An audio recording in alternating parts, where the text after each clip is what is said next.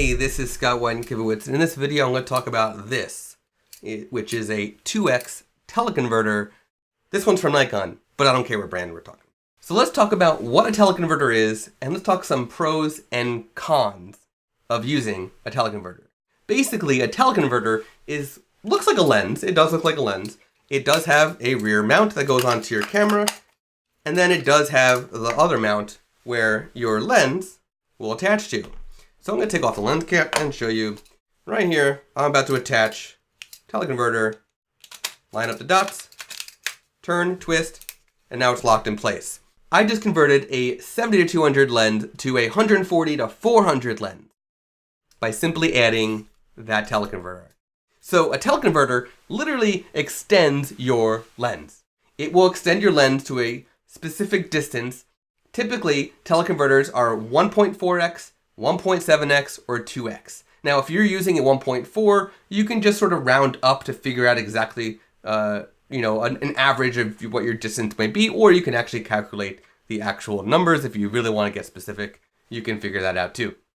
Now, a pro of having a teleconverter lens is that you are extending the distance of your lens, but you're also saving money from not having to buy the bigger lens, and you're also saving the weight from not having to carry around a bigger lens, because a 400mm lens that is an f4, which we'll talk about that in a second, is going to be much more expensive than if you had just a 70-200 with a teleconverter on it. It's also going to be much heavier than just using a 70-200 with a teleconverter on it. Now, there are downsides. I just mentioned f4. When you do use a teleconverter, you lose stops. You lose f-stops.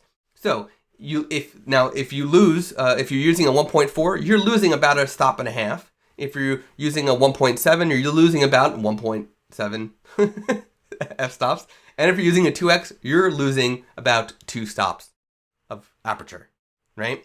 So this 70-200 f4 lens is no longer an f4 lens, right? It's now 2 stops slower. So if you want to get an f4 when you're using a 70-200, make sure you're getting a 2.8 lens so that you don't lose too many stops, right? You want to be able to get what you need, basically.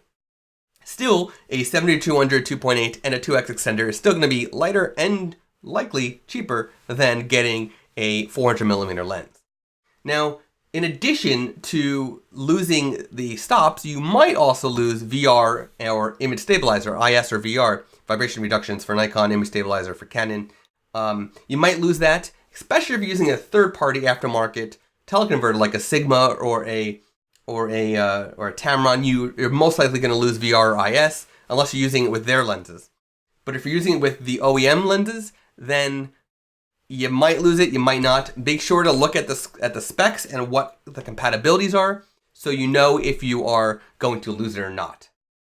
Next, you might lose a little bit of sharpness and contrast. Now, you could really fix this in post-production, which is definitely possible. Lightroom is fantastic for doing stuff like that.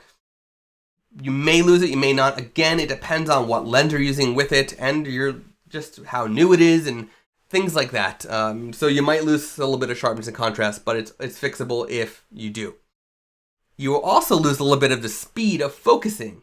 Now, if you use autofocus and you're doing this and the subject is not at infinity, you really do have to worry about, are you going to lose the speed to focus? Because if you're trying to do a race car, but you're actually pretty close to it, and you need to focus not at infinity, that car might be going too fast. You're with this lens, which could do it normally, may not be able to do it on its own, or may not be able to do it with the teleconverter attached to it as well, because now you're slowing down the focusing ability. Last but not least is compatibility. Not every converter is compatible with every lens. Again, make sure you look at the specs and the compatibilities. If you're using a Nikon like me, then Nikon's website clearly says what each teleconverter is compatible with, what lenses it's compatible with. I'm sure Canon does the same, and Tamron and Sigma.